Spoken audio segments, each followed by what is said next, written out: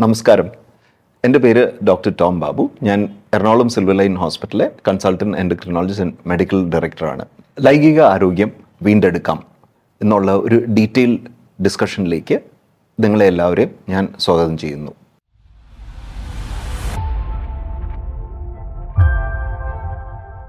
നമുക്കറിയാം, ലൈംഗിക പ്രശ്നങ്ങൾ വർദ്ധിച്ചുകൊണ്ടിരിക്കുകയാണ്. എസ്പെഷ്യലി നമ്മുടെ ചെറുപ്പക്കാരുടെ ഇടയിൽ, ഈവൻ മോർ പുരുഷന്മാരുടെ ഇടയിൽ ഇത് വളരെ കോമൺ ആയിട്ട് കണ്ടുവരുന്ന ഒരു അവസ്ഥയായി മാറുവാണ്. അപ്പോൾ ഈ ഒരു ഡിസ്കഷനിൽ എന്നോടൊപ്പം doctor Antony Thomas, consultant urologist and andrologist, silver line hospital, mister Shambhu, clinical psychologist, silver line hospital, എന്നോടൊപ്പം ഇന്നുണ്ട്. അപ്പോൾ doctor Antony, Shambhu, welcome to this program. Doctor Antony, നമ്മുടെ പ്രാക്ടീസിൽ ലൈംഗിക പ്രശ്നങ്ങൾ നേരിടുന്ന ധാരാളം പേഷ്യൻസിനെ നമ്മൾ കാണാറുണ്ട്. അപ്പോൾ ഈ പേഷ്യൻസിനൊക്കെ ഒരു ശരിയായ ട്രീറ്റ്മെൻ്റ് ആണോ ലഭിക്കുന്നത്?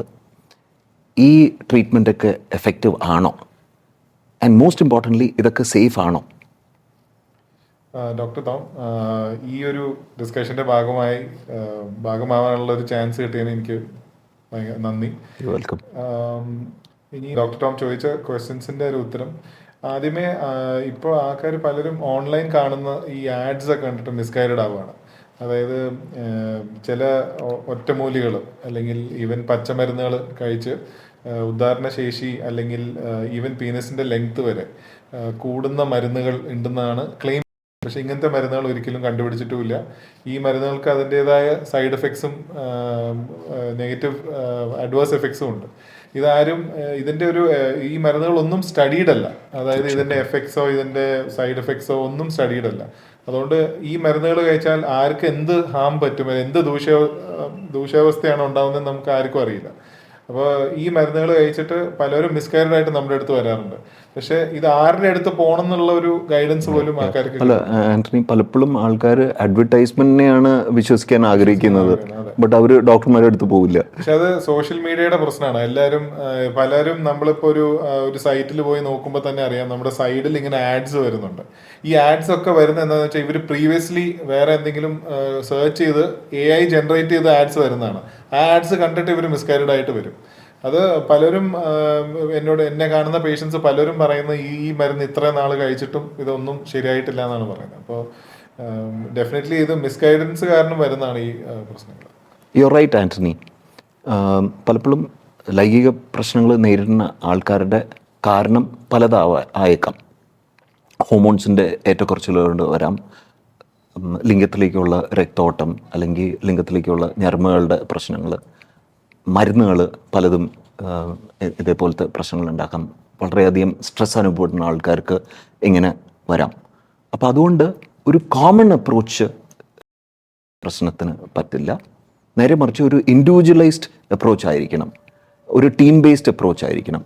ശംഭുവിന് എന്ത് തോന്നുന്നു? വളരെ ശരിയാണെന്ന് തോന്നുന്നു പറഞ്ഞിട്ടുള്ള കാര്യം. കാരണം എനിക്ക് ഫീൽ ചെയ്തിട്ടുള്ളൊരു കാര്യം എന്താണെന്ന് വെച്ച് കഴിഞ്ഞാൽ, ഇത്തരത്തിലൊരു പ്രോബ്ലം നേരിടുന്ന ഒരാളുടെ ഫസ്റ്റ് പോയിന്റ് ഓഫ് കോണ്ടാക്ട് പലപ്പോഴും സൈക്കോളജിസ്റ്റ് ആണെന്നുണ്ടെങ്കിൽ അതിൽ സൈക്കോളജിസ്റ്റിന് രോഗനിർണയം നടത്തുന്നതിൽ വളരെ കാര്യമായ പരിമിതികളുണ്ട്. കാരണം സൈക്കോളജിസ്റ്റ് ഒരു മെഡിക്കലി ട്രെയിൻഡ് ആളല്ല. അപ്പോൾ ഇതിൻ്റെ കാരണം മാനസികമാണെങ്കിൽ പോലും അത് മാനസികമാണെന്ന് സ്വയം നിർണ്ണയിക്കാൻ സൈക്കോളജിസ്റ്റിനെ കൊണ്ട് സാധിക്കില്ല. ഒരു ടീം വർക്കിലൂടെ മാത്രമേ അത് സാധിക്കുള്ളൂ. ഇത് വളരെ ഇൻട്രസ്റ്റിംഗ് ആയിട്ടുള്ള മറ്റൊരു ചോദ്യം, ഡോക്ടർ ആൻ്റണി പറഞ്ഞ പോലെ തന്നെ ചികിത്സ കിട്ടാത്ത അവസ്ഥകളിലേക്കോ അല്ലെങ്കിൽ ഹാംഫുൾ ആയിട്ടുള്ള ചികിത്സകളിലേക്കോ ആളുകളെ കൊണ്ടെത്തിക്കുന്ന അവസ്ഥകൾ എന്തൊക്കെയാണെന്നാണ്. അപ്പോൾ ഇതിൽ വളരെ സാമൂഹികവും മാനസികവുമായിട്ടുള്ള കാര്യങ്ങൾ ഇതിൽ അടങ്ങിയിട്ടുണ്ട്. ഒന്ന്, ഈ അടുത്ത കാലം വരയ്ക്കും നമ്മൾ റോഡരികളിലും പത്രങ്ങളിലും ഒക്കെ ഇത്തരം തലക്കെട്ടുകൾ കണ്ടിരുന്നു. സ്ത്രീ പുരുഷന്മാർ നേരിടുന്ന രഹസ്യ രോഗങ്ങൾ എന്ന് പറയുന്നത്. ഇങ്ങനെ വളരെ ഡീഗ്രേഡിങ് ആയിട്ടുള്ളതോ ഒരു ഷെയ്ഡി ആയിട്ടുള്ള ഒരു സ്റ്റേറ്റസ് ഇത്തരം അസുഖങ്ങൾക്ക് കൊടുക്കുകയും തന്മൂലം ആളുകൾക്ക് അതിനെ ഫേസ് ചെയ്യാനും തുറന്ന് സംസാരിക്കാനും ഉള്ള ബുദ്ധിമുട്ട് നേരിടുകയും ചെയ്തിരുന്നു. അപ്പോൾ ഈ ഒരു സ്റ്റേറ്റസിൽ നിന്നും ഈ അസുഖങ്ങളെ മോചിപ്പിക്കുക എന്നുള്ളത് നമ്മളുടെ ഉത്തരവാദിത്തമായിട്ട് ഞാൻ കരുതുന്നു. അപ്പോൾ ഇതിൽ സീക്രസി എന്നൊന്നില്ല, നേരെ മറിച്ച് പ്രൈവസി എന്നുള്ള ഒന്ന് ഉണ്ട്. അപ്പോൾ സൈക്കോളജിസ്റ്റിനോട് സംസാരിക്കുന്നതിന് കൂടെ ഈ പ്രൈവസി എന്നുള്ള കാര്യം ഇതിൽ വളരെ ഇംപ്ലിസിറ്റാണ്, വളരെ കോൺഫിഡൻഷ്യൽ ആയിരിക്കും കാര്യങ്ങൾ.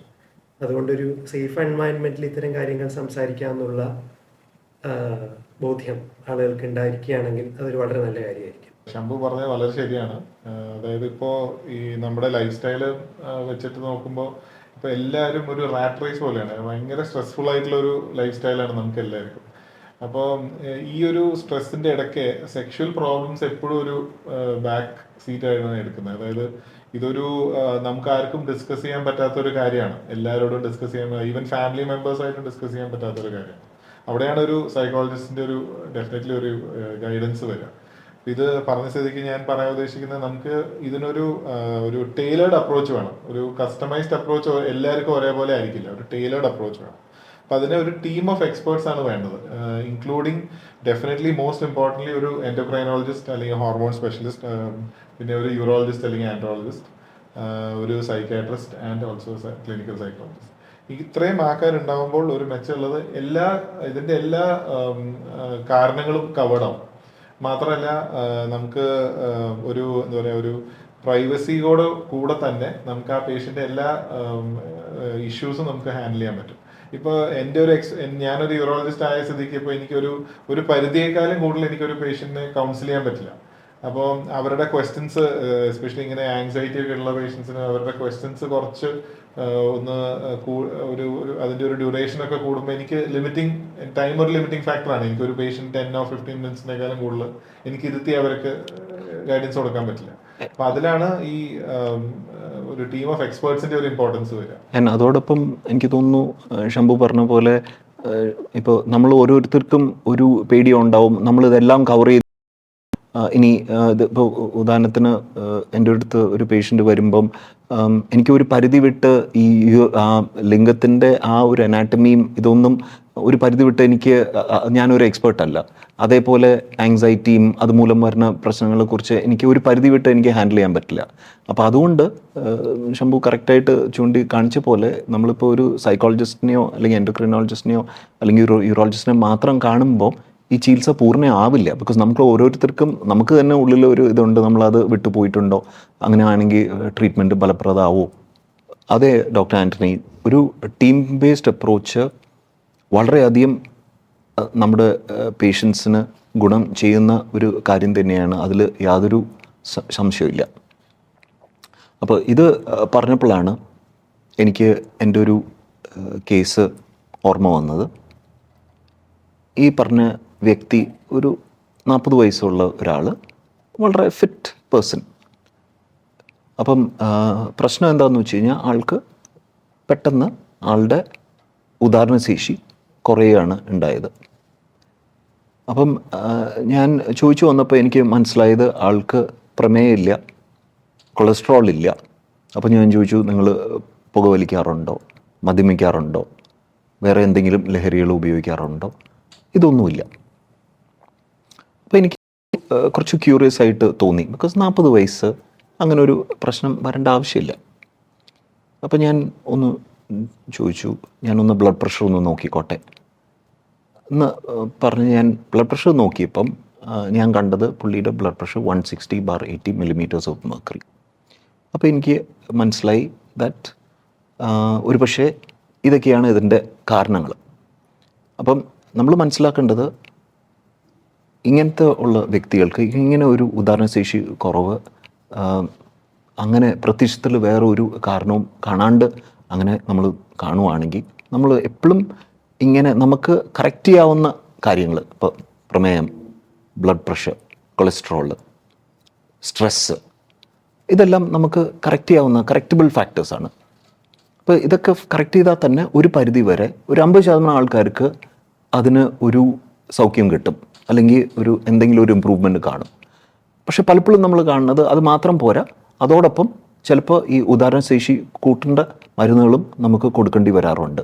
അപ്പോൾ ഇത് രണ്ടും ചേരുമ്പം നല്ലൊരു ശതമാനം ആൾക്കാർക്ക് ഇതിൽ നിന്ന് ഒരു റിലീഫ് കിട്ടാറുണ്ട്. And they are able to live good lives and they are so grateful, they are so happy that they are able to live complete lives. Doctor Tom പറഞ്ഞ പോലെ ലൈഫ് സ്റ്റൈൽ മോഡിഫിക്കേഷൻസ് ആണ് ഇതിൽ ഏറ്റവും ഇമ്പോർട്ടൻ്റ് ആയിട്ടുള്ള കാര്യം. കാരണം മരുന്ന് കഴിച്ചുകൊണ്ട് മാത്രം ആയില്ല, ലൈഫ് സ്റ്റൈൽ മോഡിഫിക്കേഷൻസ് ചെയ്താലേ ഡെഫിനറ്റ്ലി പേഷ്യൻ്റിന് ഒരു ഇമ്പ്രൂവ്മെന്റ് വരുള്ളൂ. തീർച്ചയായിട്ടും. അപ്പം ഞാനിപ്പോൾ ഇത് പറഞ്ഞ കാരണം എൻ്റെ ഒരു പേഷ്യൻ്റ് വന്ന ഒരു പേഷ്യൻ്റാണ്, 30 വയസ്സേ ഉള്ളൂ. നല്ല ബോഡി ബിൽഡറാന്ന് തോന്നുന്നു. കാരണം നല്ല ആള് വന്നൊരു ആളുടെ ഒരു സ്റ്റാൻസ് ഒക്കെ കാണുമ്പോൾ നമുക്ക് മനസ്സിലാവും നന്നായിട്ട് ബോഡി ബിൽഡ് ചെയ്യുന്ന ഒരാളാണ്. ആളുടെ ഇഷ്യൂ എന്ന് പറഞ്ഞു കഴിഞ്ഞാൽ കല്യാണം കഴിച്ചിട്ട് 3-4 കൊല്ലമായി. പക്ഷെ റീസെന്റ് ഓഫ് ലേറ്റ് ആൾക്ക് ബന്ധപ്പെടുന്ന സമയത്ത് ഉദാഹരണം മെയിൻറ്റെയിൻ ചെയ്യാൻ പറ്റുന്നില്ല. അതായത് നോർമൽ ഇറക്ഷൻ ഉണ്ട്, പക്ഷെ പെനിട്രേറ്റ് ചെയ്ത് കഴിഞ്ഞിട്ട് 30 സെക്കൻഡിനുള്ളിൽ തന്നെ ഇറക്ഷൻ പോവാണ്.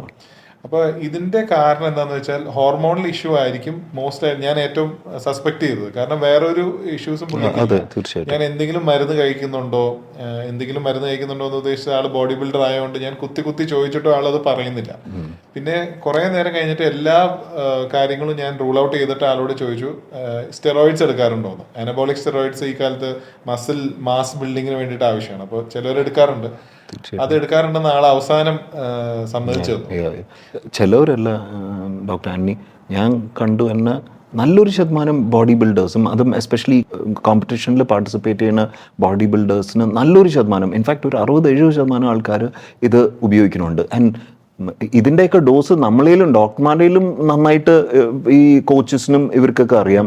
ആൻഡ് ഈ ലിസ്റ്റ് ഓഫ്, ഞാൻ പലപ്പോഴും ഒരു ലോങ് ലിസ്റ്റ് വായിക്കാറുണ്ട്. എന്ന് പറഞ്ഞാൽ ചിലവർക്കൊരു സ്റ്റാൻഡേർഡ് ലിസ്റ്റ് ഉണ്ട്, growth hormone, anabolic steroid, erythropoietin എന്ന് പറഞ്ഞിട്ട് ഒരു ലോങ് ലിസ്റ്റ്. ആൻഡ് അത് അവർക്ക് ആ ഒരു സൈക്കിൾ പോലെയുണ്ട്. സ്റ്റിറോയിഡ്സിന്റെ കൂടെ ഇവർ പ്രോട്ടീൻ പൗഡർ എടുക്കുന്നുണ്ട്. നോർമൽ നാച്ചുറൽ പ്രോട്ടീൻ പൗഡേഴ്സ് ഉണ്ട്. അതൊന്നും ഈ നമ്മുടെ സെക്ഷൽ ലൈഫിനെ ബാധിക്കുന്നില്ല.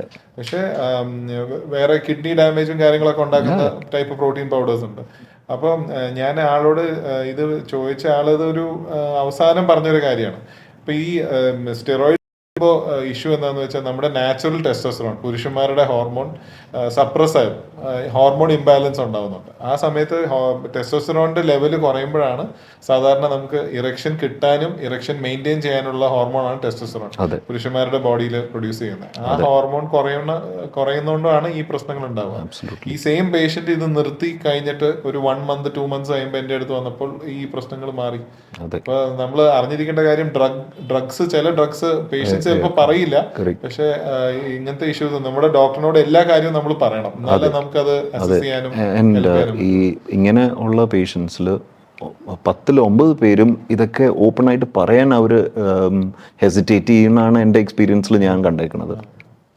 നിങ്ങൾ രണ്ടുപേരും ഈ പറഞ്ഞ ഉദാഹരണങ്ങളിലൊക്കെ ഉള്ള പോലെയുള്ള ഓർഗാനിക് ഫാക്ടേഴ്സ് അല്ലെങ്കിൽ ശാരീരികമായിട്ടുള്ള കാരണങ്ങൾ നമ്മൾ വകഞ്ഞു മാറ്റിയാൽ, അത് റൂൾ ഔട്ട് ചെയ്ത് അങ്ങനെയില്ല എന്ന് ഉറപ്പ് വരുത്തിയതിന് ശേഷം ഒരുപക്ഷെ സൈക്കോളജിസ്റ്റിന് അതിലൊരു സൈക്കോളജിക്കൽ കോമ്പണൻറ്റ് അല്ലെങ്കിൽ മാനസികമായിട്ടുള്ള കാര്യങ്ങൾ എത്രത്തോളം ഉണ്ടെന്ന് അന്വേഷിക്കാനുള്ള ഒരു സമയമാണ്.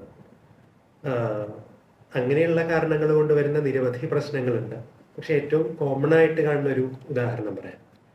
അതിലേറ്റവും മെയിൽസ് കോമൺ ആയിട്ട് പറയാറുള്ള ഒരു കാര്യം എന്താണെന്ന് വെച്ച് കഴിഞ്ഞാൽ, ഇന്റർകോഴ്സിന്റെ സമയത്ത് അഥവാ ലൈംഗിക ബന്ധത്തിന്റെ സമയത്ത് ഉദാഹരണം നിലനിർത്താൻ അല്ലെങ്കിൽ ഉദാഹരണം അറ്റൈൻ ചെയ്യാൻ പറ്റുന്നില്ല.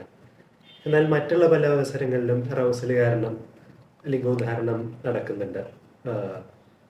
ഉറക്കം എഴുന്നേൽക്കുന്ന വേളകളിലോ അല്ലെങ്കിൽ മറ്റ് അവസരങ്ങളിൽ അറൗസലുണ്ടാകുമ്പോഴോ.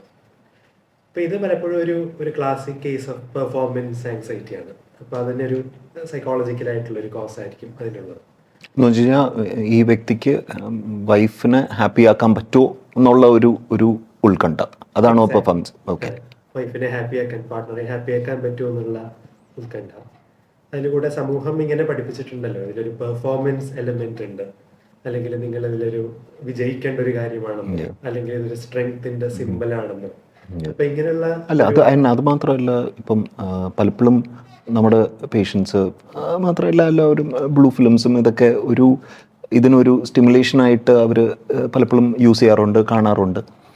പക്ഷെ അപ്പോൾ ഇതിനകത്തൊക്കെ അവർ ചിത്രീകരിക്കുന്ന ഒരു ഇതെന്ന് പറയുന്നത് അത് വളരെ തെറ്റായ ഒരു ഇതാണെന്നുള്ള ഇതും നമ്മുടെ ആൾക്കാർ മനസ്സിലാക്കണം. എന്ന് പറഞ്ഞു കഴിഞ്ഞാൽ ഇപ്പോൾ ഇതിലൊക്കെ ഇവർ കാണിക്കുന്നത് ഒരു മേ ബി 20 മിനിറ്റ്, അരമണിക്കൂർ, 40 മിനിറ്റ് ഒക്കെയാണ്.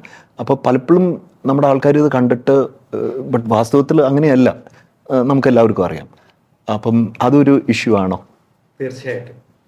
അപ്പോൾ ഇതിൽ ഇപ്പോൾ ഈ സൊസൈറ്റിയിൽ ഇപ്പോൾ വളരെ ട്രെൻഡിങ് ആയിട്ടുള്ള ഈ so called alpha male concept വളരെ പ്രഷറാണ് ആളുകളിൽ ചെലുത്തുന്നത് ഇങ്ങനത്തെ പല ഘട്ടങ്ങളിലും. അപ്പോൾ ഇത് കുറച്ച് എക്സ്ട്രീം എക്സ്പെക്റ്റേഷൻസ് ഉണ്ടാക്കുകയും ആ എക്സ്പെക്റ്റേഷൻസ് സ്വാഭാവികമായിട്ടും തകരുമ്പോൾ ഉണ്ടാവുന്ന ഫ്രസ്ട്രേഷൻസിന് കാരണം ആയിത്തീരുകയും ചെയ്യുന്നുണ്ട്. അപ്പോൾ ഈ പെർഫോമൻസ് ആങ്സൈറ്റി ഒരു ക്ലാസിക് ഇൻസ്റ്റൻസ് ഓഫ് ഒരു സൈക്കോളജിക്കൽ കോസേഷനാണ്. നിരവധി അങ്ങനത്തെ എക്സാമ്പിൾസ് ഉണ്ട്. അപ്പോൾ ഇതിൽ സൈക്കോതെറാപ്പി പോലുള്ള പ്രോസസ്സസിനെ പലപ്പോഴും ഹെൽപ്പ് ചെയ്യാനായിട്ട് സാധിക്കും. ഇല്ല, ഈ റിയലിസ്റ്റിക് ആയിട്ടുള്ള എക്സ്പെക്റ്റേഷൻസ് സെറ്റ് ചെയ്യുക തുടങ്ങിയിട്ടുള്ള കാര്യങ്ങളുണ്ട്. അപ്പോൾ കുറച്ചുകൂടി ഈ ലൈംഗികതയെ റിലാക്സ്ഡ് ആയിട്ടും ഓപ്പൺ ആയിട്ടും സമീപിക്കാനായിട്ട് ആളുകൾക്ക് അത് മൂലം സാധിക്കും. ഏറ്റവും കോമൺ ആയിട്ടുള്ള കാര്യം പെർഫോമൻസ് ആങ്സൈറ്റിയാണ്. അപ്പോൾ പേഷ്യന്റിന് ഒരു ഇഷ്യൂസ് ഉണ്ടാവില്ല, അതായത് ബ്ലഡ് ഫ്ലോയിലോ അല്ലെങ്കിൽ വേറെ ഒരു രീതിയിലും ഇഷ്യൂസ് ഉണ്ടാവില്ല. പക്ഷെ പെർഫോമൻസ് ആങ്സൈറ്റിയാണ് ഞങ്ങൾ കണ്ടിരിക്കുന്ന ഏറ്റവും കൂടുതൽ കേസുകൾ വരിക.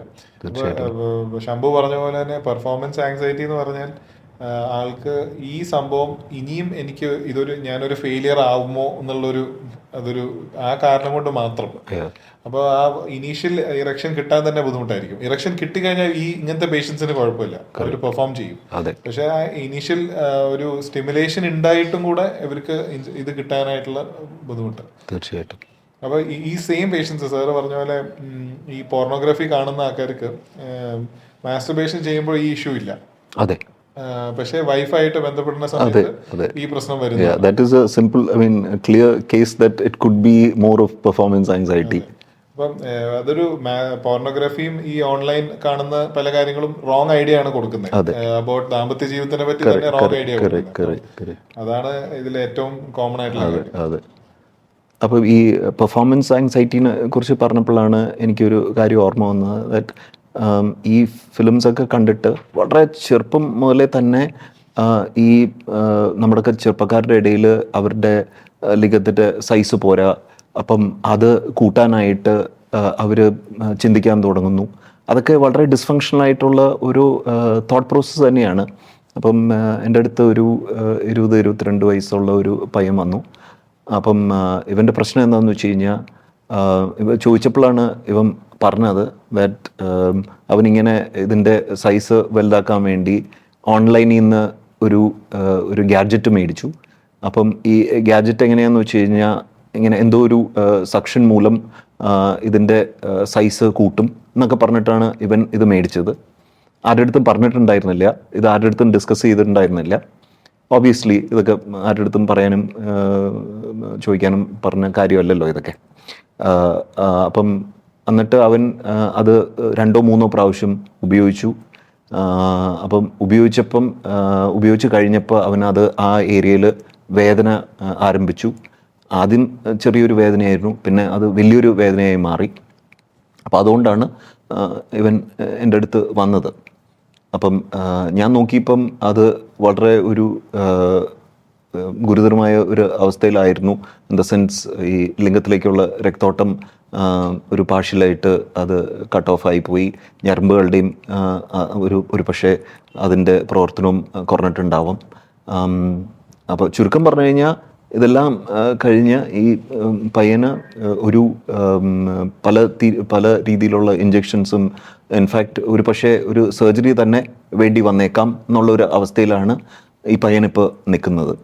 അപ്പോൾ അതുകൊണ്ട് നമ്മൾ ഇതിൽ നിന്ന് മനസ്സിലാക്കേണ്ടത്, ഒരു എക്സ്പെർട്ടിൻ്റെ അടുത്ത് ഇതിനെക്കുറിച്ച് ഡിസ്കസ് ചെയ്യാണ്ട് തന്നെ ഈ ഓൺലൈൻ സ്റ്റോറിൽ നിന്ന് ഓരോ യന്ത്രങ്ങൾ ഇതേപോലെ അൺടെസ്റ്റഡ് ഇതൊക്കെ മേടിക്കുകയും ട്രൈ ചെയ്യുകയും ചെയ്യണ ഈ ഒരു കാഴ്ചപ്പാട് നമ്മുടെ പേഷ്യൻസിൻ്റെ ഇടയിൽ നമ്മൾ ആദ്യം തന്നെ ഇവർ പറഞ്ഞ് മനസ്സിലാക്കണം. ഡോക്ടർ ആന്റണിയുടെ കാഴ്ചപ്പാട് എന്താണ് ഈ ഒരു കാര്യത്തിൽ?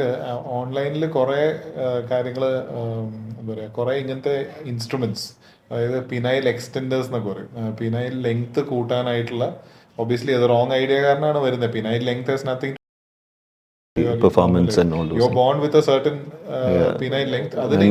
ഒരു ഇഞ്ച് പോലും കൂട്ടാൻ പറ്റില്ല. ഇൻക്രീസ് ആക്കാനായിട്ട് ഒരു യന്ത്രവും ഇല്ല, ഒരു കാര്യം, ഒരു മരുന്നും ഇല്ല.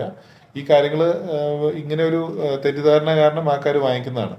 ഈ പിനൈൽ എക്സ്റ്റെൻഡർ എന്താ ചെയ്യുന്നത് വെച്ചാൽ, ഈ നമ്മൾ ചില കണ്ടീഷൻസ് ഉണ്ട്, പീനസിന്റെ വളവുകളൊക്കെ കറക്റ്റ് ചെയ്യുന്ന പിനൈൽ എക്സ്റ്റെൻഡേഴ്സ് ഉണ്ട്. അതായത് അത് സ്ട്രെയിറ്റ് ആക്കാൻ വേണ്ടിയിട്ട്, ഈ ചില അസുഖങ്ങൾ മൂലം ഫൈബ്രോസിസ് ഒക്കെ കാരണം പീനസിന്റെ വളവൊക്കെ വരുന്ന രീതിയിലുള്ള അങ്ങനത്തെ ആൾക്കാർക്ക് നമുക്ക് അതിനെ സ്ട്രെയിറ്റ് ആക്കാനായിട്ടുള്ള യന്ത്രങ്ങളുണ്ട്. പക്ഷെ അതൊരു ഡോക്ടറിന്റെ സൂപ്പർവിഷനിൽ മാത്രമാണ് പാടുള്ളൂ, ചെയ്യാൻ പറ്റുള്ളൂ. അത് ഞങ്ങൾ കാണിച്ചു കൊടുത്ത് ആളത് യൂസ് ചെയ്യാൻ ആയിട്ട് തന്നെ അത് ചെയ്യാൻ പറ്റില്ല. അത് ഓൺലൈൻ കണ്ടിട്ട് നമുക്കത് യൂസ് ചെയ്യാൻ പറ്റുന്ന ഒരു കോമൺ ഒരാൾക്ക് ചെയ്യാൻ പറ്റില്ല. അപ്പോൾ ഡെഫിനറ്റ്ലി ഈ പീനസിലേക്ക് പോകുന്ന ബ്ലഡ് ഫ്ലോ, നമ്മുടെ പീനസിന്റെ ഉള്ളിൽ 2 സിലിണ്ടർ പോലത്തെ സ്ട്രക്ചേഴ്സ് ഉണ്ട്, കോർപ്പറോ കാവർണോസ എന്ന് പറയും. ഈ കാവർണോസയിൽ വന്ന് ബ്ലഡ് ഫില്ല് ആകുമ്പോഴാണ് ഇത് ഇറക്ഷൻ നമുക്ക് ഉദാഹരണം ഉണ്ടാകുന്നത്. ഈ ഉദാഹരണം ഉണ്ടായി കഴിഞ്ഞ് സെക്ഷൽ ആക്ട് കഴിയുമ്പോൾ ഈ ബ്ലഡ് തന്നെ ഡ്രെയിൻ ആയി പോകണം. ഇതാണ് നമ്മുടെ നാച്ചുറലി ഒരു ഇറക്ഷനിൽ ഉണ്ടാകുന്നത്. ഇതൊരു കോംപ്ലക്സ് ആയിട്ടുള്ള പ്രോസസ്സാണ്. ഇത് നമുക്ക് വിചാരിക്കുമ്പോൾ ഉണ്ടാകുന്ന ഒരു കാര്യമല്ല. അപ്പൊ ഇങ്ങനത്തെ യന്ത്രങ്ങൾ ഉപയോഗിക്കുമ്പോൾ എന്ത് വരും എന്ന് വെച്ചാൽ ഇങ്ങനത്തെ ഈ കോർപ്പറേക്ക് ചിലപ്പോൾ ഡാമേജ് ഉണ്ടാവാം. ചിലപ്പോൾ ചിലര്, ഞാനത് കേട്ടിട്ടുള്ള കാര്യമാണ്, ഞാൻ ഇങ്ങനത്തെ ഒരു പേഷ്യനെ കണ്ടിട്ടില്ല, പക്ഷെ കേട്ടിട്ടുള്ള കാര്യമാണ്. അതായത് പീനസിലേക്ക് വെയിറ്റ്സ് ഇടുക, അത് പതുക്കെ നീളാൻ വേണ്ടിയിട്ട്. പക്ഷെ അങ്ങനത്തെ അത് യൂസ് ചെയ്ത് കഴിഞ്ഞാൽ പീനസിന് ഡാമേജ് ഉണ്ടാക്കും, പെയിൻ ഉണ്ടാവും. ഇപ്പൊ സാർ പറഞ്ഞ പേഷ്യന്റ് പോലത്തെ പെയിൻ ഉണ്ടാവും, അല്ലെങ്കിൽ ഈവൻ ബ്ലഡ് ഫ്ലോ ബാധിക്കാം. ഇങ്ങനെയൊക്കെ വന്ന് ഈവൻ കോർപ്പറ കട്ടായി കഴിഞ്ഞാൽ ബ്ലീഡിങ് വരാം. പിനൈൽ ഫ്രാക്ചർന്ന് കേട്ടിട്ടുണ്ടോ എനിക്കറിയില്ല. ഈ പീനസ് കട്ടായിട്ട് വരുന്ന ബ്ലീഡിങ് വന്നു കഴിഞ്ഞാൽ പിന്നെ അത് നമുക്ക് സർജിക്കലി ഇത് ചെയ്യാനേ മാത്രമേ പറ്റുള്ളൂ. അപ്പൊ ഇതൊരു മിസ്കൺസെപ്ഷൻ കാരണം മാത്രം വരുന്ന ഇഷ്യൂ ആണ് ഇങ്ങനത്തെ ഓൺലൈൻ.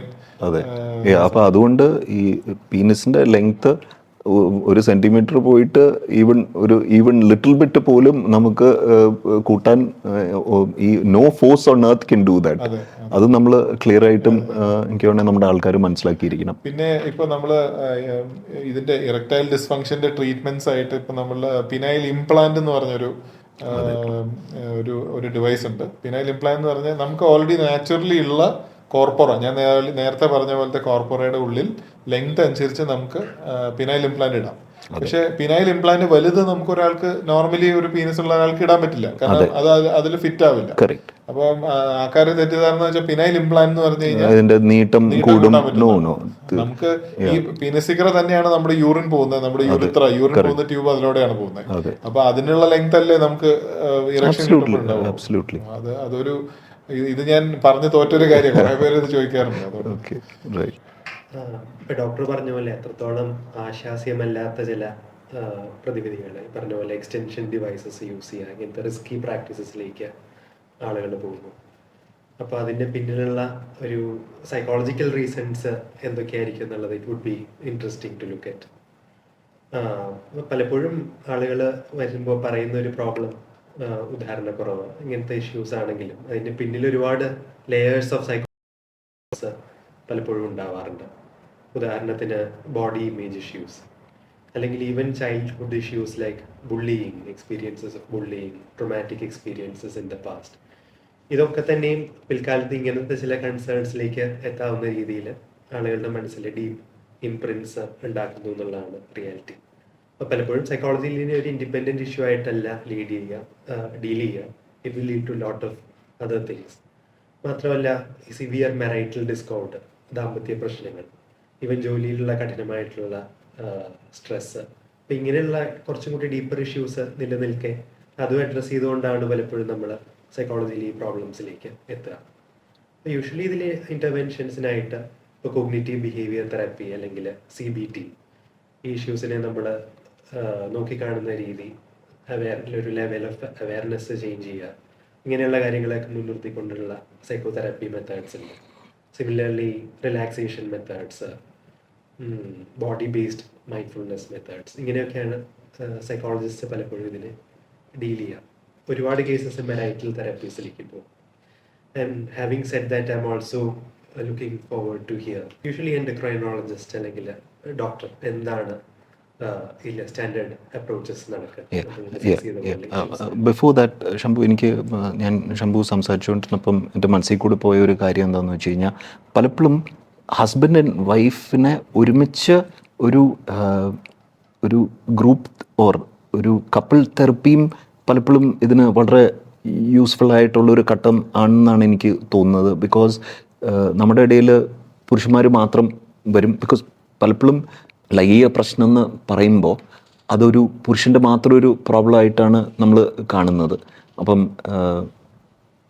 ഒരു ഫാമിലി അല്ലെങ്കിൽ ഒരു കപ്പിൾ തെറപ്പിയിൽ means where husband and wife ഒരുമിച്ച് വരുന്നത്, അത് ശംഭുവിൻ്റെ കാഴ്ചപ്പാടിൽ അത് would you advise such a thing where they come together also? Absolutely. ഏറ്റവും ക്രൂഷ്യൽ ആയിട്ടുള്ള കാര്യം തന്നെയാണ് ഡോക്ടർ പറഞ്ഞത്. കാരണം ഒരു സെക്ഷൽ പ്രോബ്ലംസ് ഒരു പുരുഷ പ്രശ്നമായിട്ടാണ് പലപ്പോഴും ക്ലിനിക്സിൽ പ്രസന്റ് ചെയ്യുക. ബട്ട് ദാറ്റ് ഇസ് ഇത് രണ്ടുപേരും ഇൻവോൾവ് ചെയ്യുന്ന കാര്യമാണ്. അപ്പോൾ അതിലുള്ള ഒരു ഡീപ്പർ ഇമോഷണൽ കോമ്പാറ്റബിലിറ്റി, ഇപ്പോൾ പലപ്പോഴും സ്ത്രീകളെ സംബന്ധിച്ചിടത്തോളം സെക്ഷുവാലിറ്റി എന്ന് പറയുന്നത് ഇമോഷൻസിന്റെ ഒരു എക്സ്റ്റൻഷൻ പോലെയാണ് വരിക. അപ്പോൾ അവരുടെ മാനസിക ശാരീരിക ആവശ്യങ്ങളെ തീർത്തും അവഗണിച്ചുകൊണ്ട് വളരെ ഏകപക്ഷീയമായിട്ടുള്ള ഒരു പുരുഷ പ്രശ്നമായിട്ട് ഇതിനെ കണക്കാക്കുക എന്ന് പറയുന്നത് വളരെ പ്രോബ്ലമാറ്റിക് ആയിട്ടുള്ളൊരു ഒരു കാര്യമാണ്. അപ്പോൾ ഡെഫിനറ്റ്ലി ഇതിനകത്ത് ഈ തുല്യ പങ്കാളിത്തം വളരെ ഇമ്പോർട്ടൻ്റ് ആയിട്ടുള്ളൊരു ഒരു കാര്യം തന്നെയാണ്. Thank you for clarifying that Shambhu. Because എനിക്ക് തോന്നുന്നത് അതൊരു വളരെ ഇമ്പോർട്ടൻറ്റ് മെസ്സേജാണ് നമ്മൾ ഇന്ന് നമ്മുടെ ഓഡിയൻസിന് കൊടുത്തുകൊണ്ടിരിക്കുന്നത്. ഇനി ശംഭു എൻ്റെ അടുത്ത് ചോദിച്ച ഒരു കാര്യം, ഒരു എൻഡോക്രിനോളജിസ്റ്റിൻ്റെ ഭാഗം എന്താണ്? അപ്പം എൻ്റെ ഒരു ഭാഗം ഇതിനകത്ത് മോസ്റ്റ്ലി ഒരു it is an exclusion kind of N approach. Because ഞാൻ എന്താ എക്സ്ക്ലൂഡ് ചെയ്യേണ്ടേ? ഇപ്പോൾ ഈ ഒരു വ്യക്തിക്ക് കറക്റ്റബിളായിട്ടുള്ള എന്തെങ്കിലും ഞാൻ നേരത്തെ ഇതിനെക്കുറിച്ച് ചൂണ്ടിക്കാണിച്ചിരുന്നു.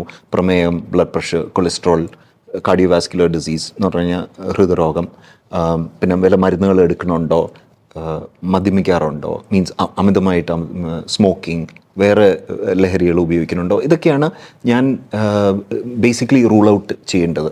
ഇനി ഇതൊക്കെ ഉണ്ടെങ്കിൽ ഇവയെ ഞാൻ നന്നായിട്ട് ചികിത്സിച്ച് ഭേദമാക്കിയാൽ തന്നെ നല്ലൊരു ശതമാനം ആൾക്കാർക്ക് ഒരു സൗഖ്യം കിട്ടും. ഇനി ഇതിൽ കിട്ടിയില്ലെങ്കിൽ അത് ചിലപ്പോൾ ഞാൻ യൂഷ്വലി ഒരു 3 മാസം അല്ലെങ്കിൽ ഒരു 6 മാസം സമയം കൊടുക്കും. ബിക്കോസ് യൂഷ്വലി എൻ്റെ പേഷ്യൻസ് എന്നെ കാണാൻ വന്നത് ഒരു 3 മന്ത് ഇൻ്റർവെല്ലായിരിക്കും. അപ്പോൾ ഞാൻ അങ്ങനെ ഒരു 2 ഇൻ്റർവെൽ കൊടുത്തിട്ട് അതിന് ഒരു ഒരു കുറവില്ലെങ്കിൽ ഞാൻ പിന്നെയും ഇവരെ ഒന്ന് ഇൻവെസ്റ്റിഗേറ്റ് ചെയ്യും. ഇൻ ദ സെൻസ് ഹോർമോൺ സംബന്ധമായിട്ട് ടെസ്റ്റോസ്റ്ററോൺ ലെവൽസ്, ബാക്കിയുള്ള ഒരു ഹോർമോൺ പ്രൊഫൈൽ ഞങ്ങൾക്ക് പുതുതായി ചെയ്യുന്ന ഒരു ഹോർമോൺ പ്രൊഫൈലുണ്ട്. ഇതൊക്കെ ചെയ്ത് നോക്കും. അപ്പം ഇതിനകത്ത് എന്തെങ്കിലും ഏറ്റക്കുറച്ചിലുണ്ടെങ്കിൽ അത് ഞാൻ കറക്റ്റ് ചെയ്തിട്ട് ഒന്നും കൂടെ നോക്കും. ഇൻ ദ സെൻസ് ഇപ്പം ചെറിയ ടെസ്റ്റോസ്റ്ററോൺ ഡെഫിഷ്യൻസി കാണുവാണെങ്കിൽ, പക്ഷെ അതൊക്കെ ഇപ്പം ഞാൻ ടെസ്റ്റോസ്റ്ററോൺ എന്ന് പറയാൻ ഞാൻ അധികം ആഗ്രഹിക്കാത്തതെന്ന് വെച്ച് കഴിഞ്ഞാൽ അപ്പം ആൾക്കാർ ഇത് കേൾക്കുന്ന ആൾക്കാർ വിചാരിക്കുമ്പോൾ ലൈംഗിക ശക്തി കുറവാണെങ്കിൽ ടെസ്റ്റോസ്റ്ററോൺ ഡെഫിഷ്യൻസിയാണ്, അതുകൊണ്ട് ഞാൻ പോയി ടെസ്റ്റോസ്റ്ററോൺ എടുക്കട്ടെ, ഇനിയിപ്പോൾ ഡോക്ടറിൻ്റെ അടുത്ത് ചോദിക്കാണ്ട് തന്നെ കുറേ ആൾക്കാർ ചെയ്യുന്നു. അപ്പോൾ അതുകൊണ്ട് തന്നെയാണ് ഞാൻ അത് അധികം ഉച്ചിക്കാത്തത്. പക്ഷേ എന്നാലും അത് ഞാൻ തീർച്ചയായിട്ടും നോക്കും. അപ്പോൾ അതിൻ്റെ കുറവുണ്ടെങ്കിൽ അതും ഞാൻ റീപ്ലേസ് ചെയ്യും. പക്ഷേ അത് ഞാൻ ഒരു എൻഡോക്രൈനോളജിസ്റ്റ് വേണം അത് റീപ്ലേസ് ചെയ്യാനായിട്ട്. വേറെ ആരും അത് റീപ്ലേസ് ചെയ്യാനുള്ള ഞങ്ങൾ തന്നെ വേണം അത് റീപ്ലേസ് ചെയ്യണം. എന്നാൽ മാത്രം അത് കറക്റ്റായിട്ട് ടൈട്രേറ്റ് ചെയ്ത് പോകാൻ പറ്റുള്ളൂ. അത് ഒരു ചില ആൾക്കാരിലാണ് ഈ പ്രശ്നങ്ങൾ കാണുന്നത്. ഇനി ഇതുകൊണ്ടൊന്നും നിന്നില്ലെങ്കിൽ ഞങ്ങൾ ഒരു ചെറിയ ഡോസ് PDE5 ഇൻഹിബിറ്റർ എന്ന് പറഞ്ഞ ടാബ്ലറ്റ്, വേറെ ലിംഗത്തിലേക്കുള്ള രക്തോട്ടം കൂട്ടുന്ന ഒരു ടാബ്ലറ്റ് ഞങ്ങൾ കൊടുക്കും. പക്ഷേ ഇത് കൊടുക്കുമ്പോൾ ഒക്കെ ഞങ്ങൾ വളരെ സൂക്ഷിച്ചിട്ടാണ് കൊടുക്കുക. എന്ന് പറഞ്ഞാൽ ഹൃദ്രോഗമുള്ള ആൾക്കാർക്ക് ഞങ്ങൾക്കിത് കൊടുക്കാൻ സൂക്ഷിച്ച് വേണം കൊടുക്കാനായിട്ട്. ചിലവർക്ക് ഈ മരുന്ന് കഴിക്കുമ്പം ഒരു തലവേദന വരാം. അപ്പോൾ അങ്ങനെയാണെങ്കിൽ നമ്മൾ ഉടനെ അത് നിർത്താറുണ്ട്. ഇനി ഇതൊക്കെ ഞാൻ ട്രൈ ചെയ്തിട്ട് ഈ പേഷ്യൻറ്റിന് ഒരു റിലീഫ് കിട്ടിയില്ലെങ്കിൽ ഞാൻ ഈ പേഷ്യൻറ്റിനെ യൂറോളജിസ്റ്റ് അല്ലെങ്കിൽ ഡോക്ടർ ആന്നീയുടെ അടുത്താണ് ഞാൻ വിടുക. അപ്പം എനിക്ക് ഡോക്ടർ ആന്നീയുടെ അടുത്ത് ചോദിക്കാനുള്ളത്, ഞാൻ ഈ ഒരു പേഷ്യൻറ്റിനെ ആന്നീയുടെ അടുത്ത് വിടുമ്പോൾ ഡോക്ടർ ആന്നി ഇവിടെ നിന്ന് എന്തൊക്കെയാണ് ചെയ്യുന്നത്? ആദ്യമായിട്ട് ഒരു പേഷ്യൻ്റ് എൻ്റെ അടുത്ത് വരുവായിരുന്നെങ്കിൽ ഞാൻ ഹോർമോൺ, സാർ പറഞ്ഞ പോലെ ഹോർമോൺ ടെസ്റ്റുകളെല്ലാം നമ്മൾ ചെയ്യും. ഹോർമോൺ ഇഷ്യൂ അല്ല എന്ന് നമുക്ക് ഉറപ്പ് വരുത്തിയ ശേഷം, അതായത് പുരുഷന്മാരുടെ ഹോർമോൺസ് കാര്യങ്ങളൊക്കെ നോർമൽ ആണെങ്കിൽ ഇനി നമുക്ക് നോക്കേണ്ടത് ഇതിലേക്കുള്ള രക്തസഞ്ചാരം മൂലമാണോ ഇതിൻ്റെ പ്രശ്നങ്ങൾ. ചിലപ്പോൾ രക്തസഞ്ചാരം എന്ന് പറഞ്ഞാൽ പീനസിലേക്ക് പോകുന്ന ആർട്ടീരിയൽ ബ്ലഡ് സപ്ലൈ, അതായത് ശുദ്ധരക്തം പീനസിലേക്ക് കൊണ്ടുപോകുന്ന ആർട്ടറീസിലാണോ ഇഷ്യൂ, അതായത് ആർട്ടറീസിലെ ബ്ലഡ് ഫ്ലോ ആണോ, അതെയോ വൺസ് കോർപ്പോറ എന്ന് പറഞ്ഞാൽ ഞാൻ നേരത്തെ മെൻഷൻ ചെയ്ത പോലെ കോർപ്പോറയിൽ പോയി ബ്ലഡ് ഫില്ല് ചെയ്ത് കഴിഞ്ഞിട്ട് അവിടെ കുറച്ച് നേരം സെക്ഷൽ ആക്ട് തീരുന്ന വരെ അത് അവിടെ നിൽക്കണം, ബന്ധപ്പെട്ട് കഴിഞ്ഞിട്ട് വേണം. ഇതൊരു ജാതി അറകളാണ് ഉള്ളിൽ, അതെ, ഒരു അറകളാണ് ഉള്ളിൽ. ഈ അറകൾ വന്ന് നിറയുമ്പോൾ, രക്തം വന്ന് നിറയുമ്പോഴാണ് നമുക്ക് ഉദാഹരണം ഉണ്ടാകുന്നത്. ഇപ്പോൾ ഉദാഹരണം കഴിഞ്ഞിട്ട് അതായത് സെക്ഷൽ ആക്ട് കഴിഞ്ഞിട്ട് ഈ പതുക്കെ ഈ ബ്ലഡ് ഡ്രെയിൻ ചെയ്ത് വെയിൻസ് വഴിയാണ് ഡ്രെയിൻ ചെയ്ത് പുറത്തേക്ക് പോവുക. അപ്പോൾ ചിലർക്ക് എന്തുവെന്ന് വെച്ചാൽ ഈ ഇറക്ഷൻ മെയിൻറ്റെയിൻ ചെയ്യാൻ പറ്റാത്ത പലർക്കും ഈ വെയിൻസിന്റെ വാൽവ്സിനൊക്കെ പ്രോബ്ലം വരും. വെയിൻസിന്റെ ഇഷ്യൂ ആവാം, വീനസ് ഇൻകംപിറ്റൻസ് ആവാം. അപ്പോൾ വീനസ് ഇൻകംപിറ്റൻസ് വരുമ്പോഴാണ് നമുക്ക് മരുന്നുകൾ വെച്ചിട്ട് അത് ട്രീറ്റ് ചെയ്യാൻ ബുദ്ധിമുട്ടാണ്. ആർട്ടീരിയലാവുമ്പോൾ, അതായത് രക്തസഞ്ചാരത്തിന്റെ പ്രശ്നമാണെങ്കിൽ നേരത്തെ പറഞ്ഞ പോലത്തെ മരുന്നുകൾ PDE5 ഇൻഹിബിറ്റേഴ്സ് പല ഡോസിലും പല കോമ്പിനേഷൻസിലും നമുക്ക് കൊടുക്കാം. പക്ഷേ വീനസ് ഇൻകംപിറ്റൻസ് ആണെങ്കിൽ നമുക്ക് സർജിക്കൽ മെത്തേഡ്സ് മാത്രമേ ഉള്ളൂ ഈ ഒരു പ്രശ്നം മറികടക്കാനായിട്ട്. അപ്പോൾ അതിന് പീനൈൽ ഇംപ്ലാന്റ്സ് എന്ന് പറഞ്ഞ ഡിവൈസസ് ഉണ്ട്. ഈ പീനൈൽ ഇംപ്ലാന്റ്സ് എന്ന് പറഞ്ഞാൽ പല ടൈപ്പ് ഡിവൈസസ് ഉണ്ട്. റിജിഡ് ഉണ്ട്, സെമി റിജിഡ് ഉണ്ട്. പിന്നെ നമുക്ക് ഉദാഹരണം വേണം എന്നുള്ള തോന്നുമ്പോൾ നമുക്കൊരു ഒരു ഫ്ലൂയിഡ് ഫില്ലാവുന്ന 3 പീസ് എന്നൊക്കെ പറഞ്ഞ ടൈപ്പ് ഇംപ്ലാന്റ്സ് ഉണ്ട്. അപ്പോൾ ഇങ്ങനത്തെ ഇംപ്ലാന്റ്സിന്റെ മെച്ചം വെച്ചാൽ സെക്ഷൽ ആക്ട് എപ്പോൾ വേണമെങ്കിലും നമുക്ക് നടത്താം. ഒരു ഇറക്ഷൻ വരാനായിട്ടുള്ള ഒരു ഫീല് നമുക്ക് വേണ്ട. എന്ന് വെച്ചിട്ട് ഈ സർജറി കഴിഞ്ഞാലും, ഇത് സർജിക്കലായിട്ട് നമ്മൾ ഇംപ്ലാന്റ് ചെയ്യുന്നതാണ്, കോർപ്പറയിലേക്ക് ഇടുന്നതാണ്. ഇന്ന് വെച്ചിട്ട് ഈ സർജറി കഴിഞ്ഞാലും നമുക്കിതിനെ കൺസീൽ ചെയ്ത് നമ്മുടെ അണ്ടർഗാർമെന്റ്സിന്റെ അടിയിൽ വെക്കുകയും ചെയ്യാം. ഇറ്റ്സ് നോട്ട് നമുക്കത് എപ്പോഴും ഒരു പെർപെച്വൽ ഇറക്ഷൻ ഉണ്ടാവുന്നല്ല അതിൻ്റെ അർത്ഥം. അപ്പോൾ ഇന്ന് നമ്മുടെ ഇന്ത്യയിൽ തന്നെ ഉണ്ടാക്കുന്ന പല വളരെ എക്കണോമിക്കലായിട്ടുള്ള പ്രോസസ്സസ് അവൈലബിൾ ആണ്, പീനൈൽ പ്രോസസ്സ് അവൈലബിൾ ആണ്. അപ്പോൾ മരുന്നുകൾക്ക് ഒരു പരിമിതിയുണ്ട്. എല്ലാവർക്കും മരുന്ന് വെച്ചിട്ട് ആക്ട് ആവണമെന്നില്ല. അപ്പം പലരും പല കോമ്പിനേഷൻ മരുന്നുകൾ വർഷങ്ങളോളം കഴിച്ചിട്ട് വരും, എന്നിട്ടും ഇമ്പ്രൂവ്മെന്റ് വരുന്നില്ല. അപ്പോൾ അപ്പോഴാണ് നമ്മൾ ഇതിന്റെ രക്തസഞ്ചാരത്തിന്റെ പ്രശ്നമാണോ എന്ന് നോക്കുന്നത്. അപ്പോൾ അൺഫോർച്ചുനേറ്റ്ലി ഇപ്പോൾ എല്ലാ പേഷ്യൻസും എൻ്റെ അടുത്ത് വരുന്ന ചോദിക്കുന്നത് ഇതിനുള്ള ടെസ്റ്റുകൾ ചെയ്യൂ. അപ്പോൾ ഹോർമോൺ ബ്ലഡ് ടെസ്റ്റ് നമ്മൾ ഓൾറെഡി ചെയ്തു കഴിഞ്ഞു. ഇനി നമുക്ക് എന്താ ചെയ്യാൻ പറ്റുക? ഒറ്റ ടെസ്റ്റ് മാത്രമേ ഉള്ളൂ രക്തസഞ്ചാരത്തിന്റെ പ്രശ്നമാണോ നോക്കാനായിട്ട്. പീനൈൽ ഡോപ്ലർ എന്ന് പറയും.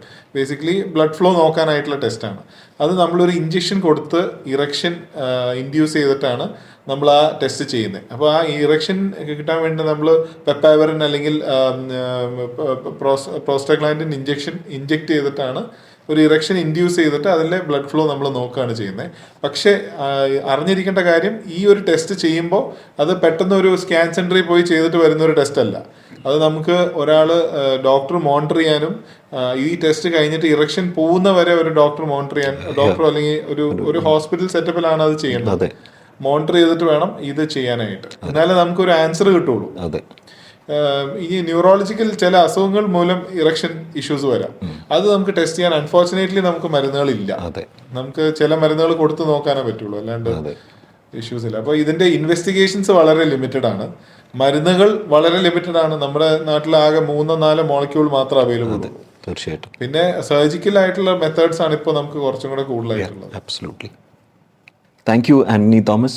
Thank you, Shambhu, for all your valuable inputs. നിങ്ങൾക്ക് ഈ വീഡിയോ ഹെൽപ്ഫുൾ ആയിട്ട് തോന്നുവാണെങ്കിൽ please share this with people who may find it useful. Thank U.